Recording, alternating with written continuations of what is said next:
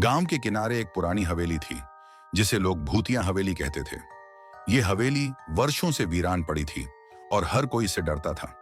गांव वाले कहते थे कि इस हवेली में रात को अजीब आवाजें आती हैं और अंधेरे में रहस्यमय परछाइयां दिखाई देती हैं। एक दिन गांव के कुछ युवाओं ने तय किया कि वे इस रहस्य का पता लगाएंगे।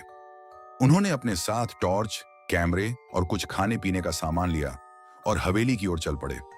जैसे ही वे हवेली के दरवाजे के पास पहुंचे, एक ठंडी हवा का झोंका आया और दरवाजा अपने आप खुल गया। वे सभी डर तो रहे थे, लेकिन वापस मुड़ना नहीं चाहते थे।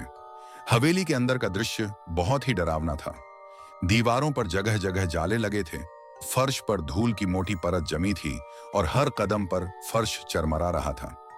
उन्होंने देखा कि एक पुराना पियानो कमरे के कोने में पड़ा था और जैसे ही उनमें से एक ने उसे छुआ, एक अजीब सी धुन बजने लगी।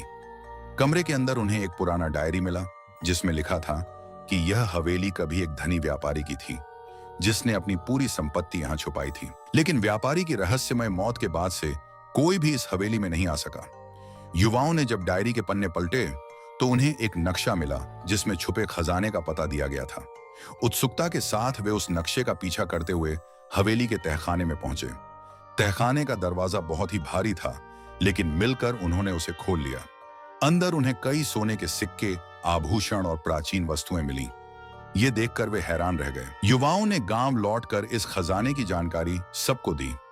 बाद में सरकार ने इस हवेली को संरक्षित करने का फैसला किया और यहाँ एक संग्रहालय खोला जहां लोग इस रहस्यमय हवेली और उसके खजाने को देख सकते थे। इस प्रकार भूतिया हवेली का रहस्य सुलझ गया और यह जगह गांव के लिए गर्व का प्रतीक बन गई। तो दोस्तों, ये थी आज की कहानी। आपको कैसी लगी हमें कमेंट में जरूर बताना, और चैनल पर नए हो तो चैनल को सब्सक्राइब करना। फिर मिलेंगे अगली कहानी के साथ। धन्यवाद।